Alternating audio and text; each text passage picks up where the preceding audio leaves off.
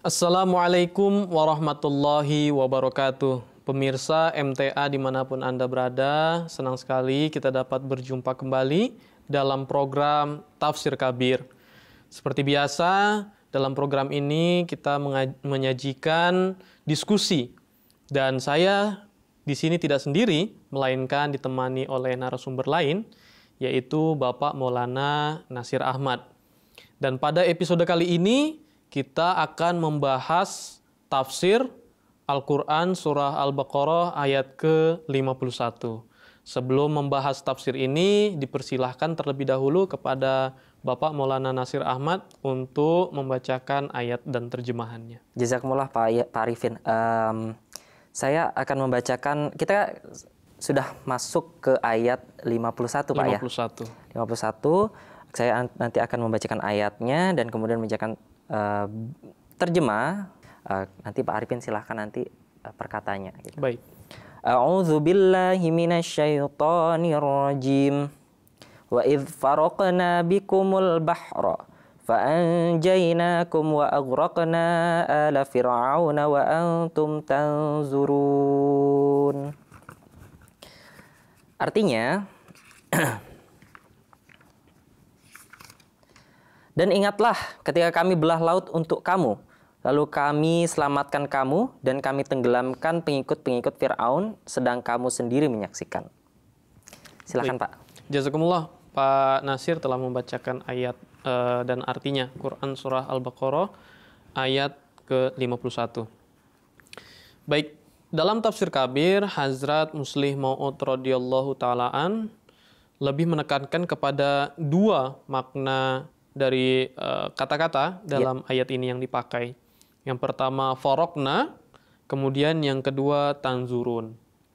Wa idh farokna bikumul bahra. Ya.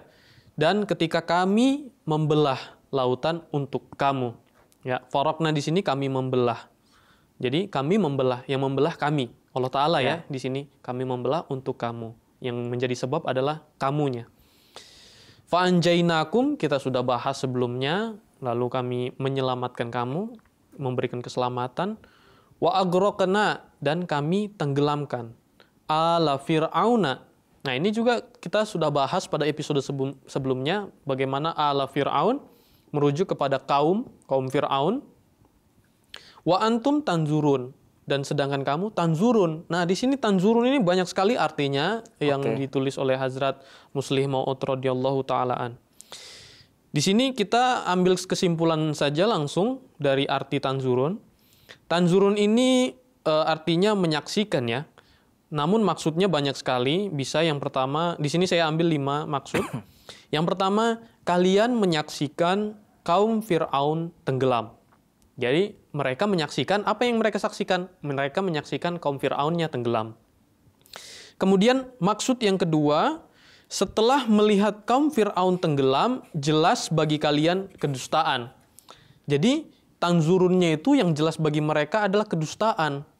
Jadi kenapa kedustaan? Karena kaum Fir'aun ditenggelamkan. Yeah. Seperti itu.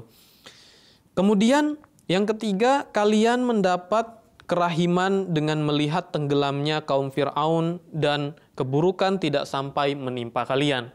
Nah, jadi jelas dengan melihat kaum Fir'aun tenggelam, di situ mereka juga melihat kerahiman Allah Ta'ala kepada mereka, di mana mereka tidak terkena keburukan ya, yang akan dilancarkan oleh kaum Fir'aun tadi.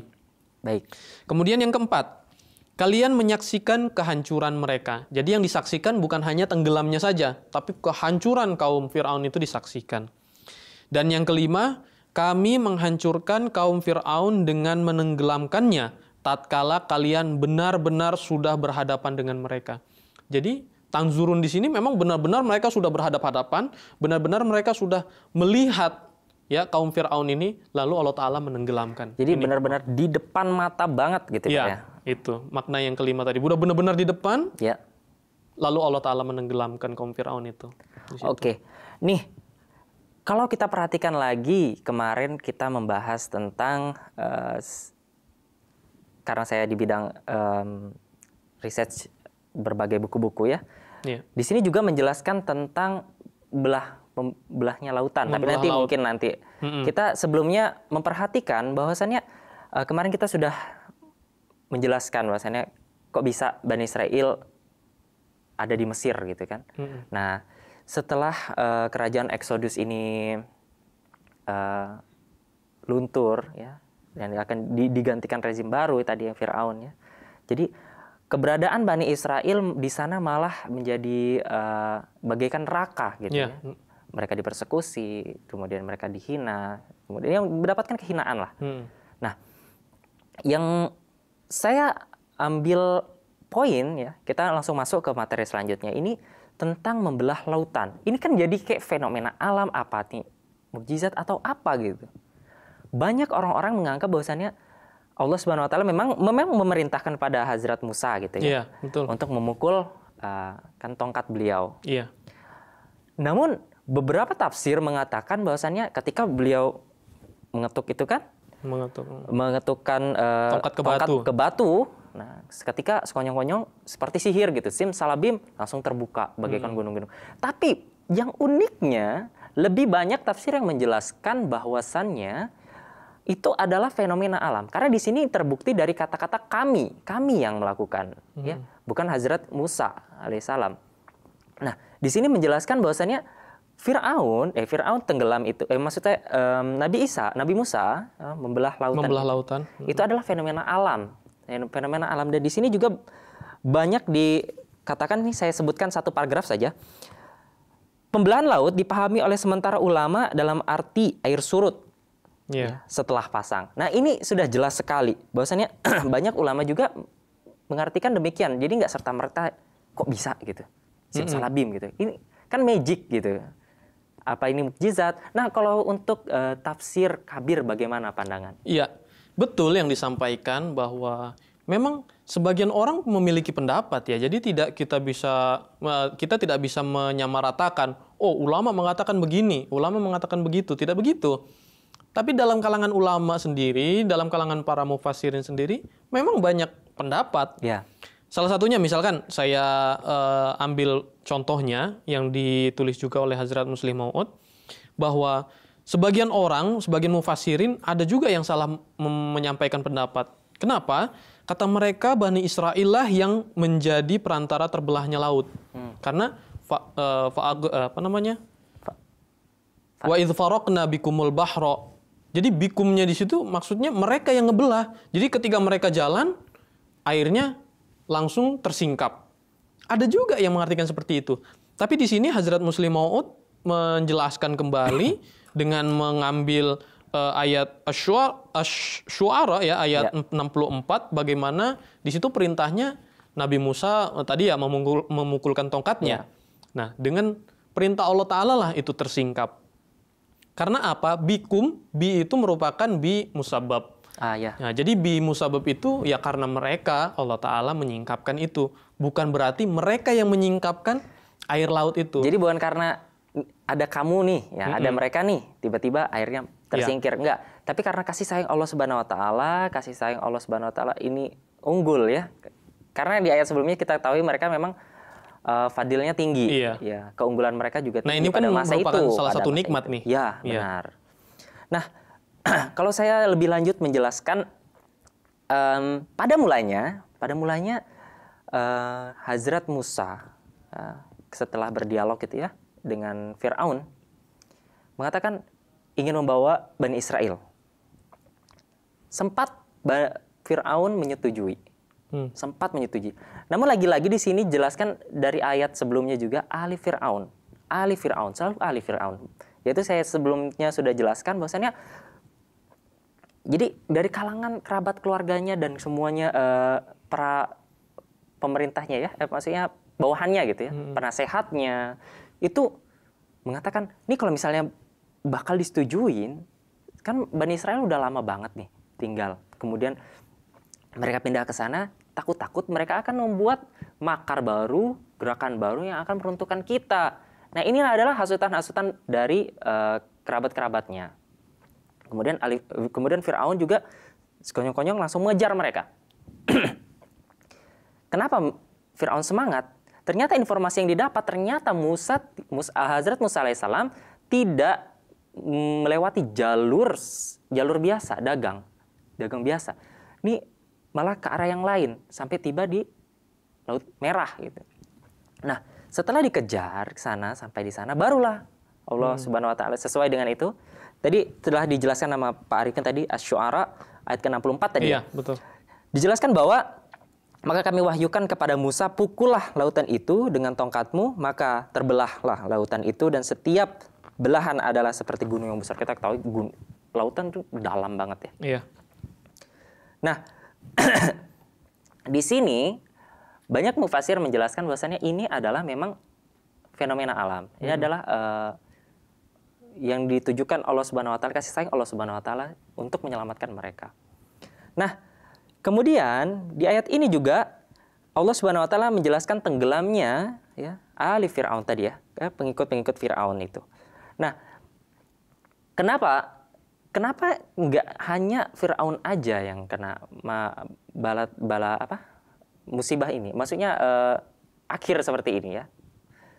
Namun para pengikutnya juga sama dan kamu akan menyaksikan runtuhnya rezim mereka. Nah, setelah Firaun tenggelam dan Bani Israel selamat, ternyata banyak yang tenggelam. Namun jasad Firaun ada juga beberapa pengikutnya juga yang terdampar dan orang-orang menemukan ternyata ini jasadnya Firaun. Kemudian mereka melakukan pembasman. Inilah mukjizat Al-Qur'an yang menjelaskan begitu detail sampai sekarang jasad Firaun ada di museum. Tapi perlu diperhatikan juga Pak Nasir bahwa kata pukullah ya dengan tongkatmu itu maka laut itu terbelah. Jadi bukan sekonyong-konyong karena tongkat itu ya. Jadi Allah Ta'ala di sini hanya memberikan isyarat bahwa tongkat itu hanya sebagai kode saja. Ya. Jadi tongkat ini sebagai isyarat saja. Semua yang kejadian itu ya semua atas perintah Allah Ta'ala. Bukan karena tongkat. Hati-hati juga. Jadi banyak orang yang beranggapan bahwa tongkat Nabi Musa adalah tongkat yang sakti. Sekali pukul, laut terbelah. Nah seperti itu nih hati-hati juga. Karena apa? Di sini Hazrat Muslih Maud radhiyallahu anhu menjelaskan bahwa pemukulan tongkat ke bawah itu hanya menjadikan sebuah isyarat saja bahwa kita mulai jalan. Nah, disitulah air itu surut. Nah, kemudian bagaimana terbukti ya bahwa air surut itu bukan semena-mena lautan terbelah menjadi dua. Nah, ini karena sebagian orang menggambarkan ketika tongkat dipukulkan, laut menjadi dua bagian, tengah-tengahnya kosong, sehingga orang bisa lewat dari situ. Bani Israel melalui laut itu dengan sebelah kanan dan kirinya menjadi bukit. Nah di sini Hazrat Muslih Maud radhiyallahu an menjelaskan bahwa memang tempat itu tempat yang bisa mengering dan pasang. Jadi bisa ada pasang surut, pasang naik begitu ya. Contohnya apa? Hazrat Muslih Maud di sini memberikan contoh bahwa suatu masa Napoleon Bonaparte ketika mereka menyerang Mesir, ini juga keadaan ini terjadi. Ya, Napoleon Bonaparte itu melalui laut ini, di mana ketika itu laut sedang surut. Mereka Napoleon Bonaparte ini dan para tentaranya melewati laut itu yang akan menyerang Mesir. Jadi intinya apa? Memang di laut itu ada pasang naik dan pasang surutnya di tempat itu. Berarti emang sudah biasa seperti sudah biasa. Cuman memang ya kita tidak tahu siklusnya. Nah, makanya tadi Allah Ta'ala itu memberikan isyarat dengan pukulan tongkat. Itu waktunya, begitu. Baik. Nah, kemudian sesuai ayat ini, tadi kan saya jelaskan tadi, jasad Fir'aun diawetkan di Museum Kairo untuk pelajaran bagi orang-orang selanjutnya. Dan untuk tentunya Bani Israel juga, janganlah mereka ini semakin larut terhadap kedurhakaan, terlampau batas, karena Allah akan mencabut nikmat mereka. Ya, apakah ini kita ngobrol aja ya? Apakah kalau misalkan seseorang sudah mendapatkan nikmat yang besar gitu, kemudian rasa bersyukur mereka ini sampai menggebu-gebu sampai mereka lupa kalau misalnya mereka ini melakukan kekejian gitu. Nah, bagaimana menurut Pak Arifin dengan kondisi zaman sekarang? tentunya kita lihat dari segi kondisi zaman sekarang, yaitu di Israel dan Palestina. Kalau menurut Pak Arifin bagaimana? Ya, jadi memang kebenaran itu ketika datang ya sudah selayaknya kita terima ya. Dengan cara menggebu-gebu itu nanti urusan belakang. Nah, kita memang keadilan atau kebenaran itu kita lihat juga pada posisinya. Sebagaimana gini, takutnya orang salah menempatkan. Ya. Misalkan Nabi Isa orang suci, tapi kalau disalahkan tempat ya, tempatnya dilebih-lebihkan menjadi Tuhan. Ya. Nah, seperti itu. Jadi kita juga ada tempat-tempatnya di mana kita meyakini suatu kebenaran itu dengan suatu yang jalan lurus, jangan sampai itu melenceng kemana-mana. Ya. Nah gitu Pak Nasir. Oke, baiklah. Nah, ini kembali ke ini ya, pembahasan berkenaan dengan lautan yang tadi surut ya. Ada perkataan tadi seperti bukit atau gunung yang tinggi. Nah, ini unik sekali bagaimana Hazrat Muslim Maud di sini juga menjelaskan dengan sangat detail ya keadaan pada Laut Merah itu, di mana Hazrat Muslim Maud menjelaskan di Laut Merah itu banyak lereng-lereng danau-danau kecilnya. Nah, jadi di dalam laut ada seperti danau-danaunya. Nah, ketika itu surut, jadi bagian danau yang jeglok gitu ya, cekung. Nah, cekung itu kan jadi rendah. Ya. Nah, sedangkan yang di atasnya ini yang seperti bukit-bukit. Jadi seperti kayak terumbu karang ya. Gede banget. Jadi ketika surut tidak datar. Ya. Jadi memang begini jeglong-jeglong gitu ya istilahnya. Ada berbukit-bukit. Ya, ada daratan yang agak tinggi. Ya, gitu. seperti itu. Tapi dia tertutup lautan. Nah ini ketika laut ini surut, tampaklah itu. Karena apa? Di sini dijelaskan kata faroko sama infalako di dalam ayat Syu'ara tadi yang dijelaskan ya. Ketika peristiwa itu terjadi, air surut dan kering. Nah ini nampak seperti bukit-bukit. Nah kaum Bani Israel itu lewat tempat ini, ya, yang seperti bukit-bukit tadi itu. Jadi bukan laut terbelah, kemudian jadi dua gunung kanan dan kiri. Bukan seperti itu ya gambarannya. Laut surut, kemudian permukaan yang tidak datar, ya, yang naik turun tampak seperti perbukitan. Nah di sini maknanya. Bahkan Hazrat Muslim Maud menjelaskan sampai sekarang pun ini masih bisa disaksikan. Ya, keadaan dasar laut yang tidak datar ini ya, yang naik turun tadi. Jadi kalau misalkan dia surut seperti perbukitan. Nah, ini yang saya tidak dapat dari referensi-referensi luar. Maksud saya di referensi-referensi umum ya. Kenapa? Karena yang khas seperti ini hanya mungkin jarang kita dapatkan ya.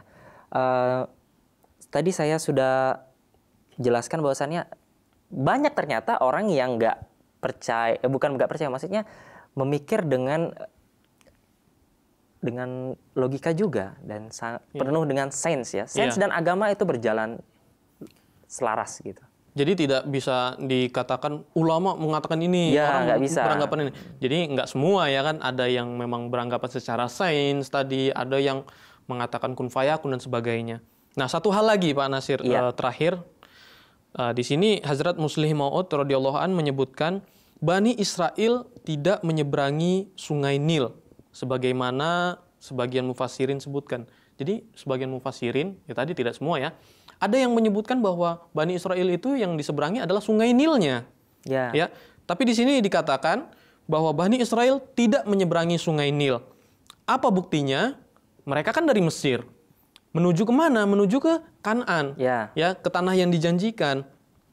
Di sini Hazrat Muslim Maud, kita bisa lihat di buku asli beliau di Tafsir Kabir, beliau memberikan gambaran denahnya. Dari peta itu terbukti bahwa dari Mesir ke Kanaan itu mengarah ke timur laut, ya, di sebelah atas seperti inilah. Jadi ke sana utara, ke sana timur, ke diagonalnya timur laut. Nah, Kanaan ke arah ke sana. Tetapi sedangkan Sungai Nil malah ke arah sebaliknya ke arah Maghrib ya, atau barat. Jadi tidak dilewati Sungai Nil. Nah, inilah juga menepis anggapan bahwasannya Bani Israel melewati Sungai Nil. Jadi yang dilewati bukan Sungai Nil, memang bagian dari Laut Merah juga yang di sebelah timur utara itu timur laut tadi ya. tapi bukan Sungai Nilnya. Baik. Mungkin itu saja Pak Nasir untuk episode kali ini. Kita akhiri karena keterbatasan waktu kita.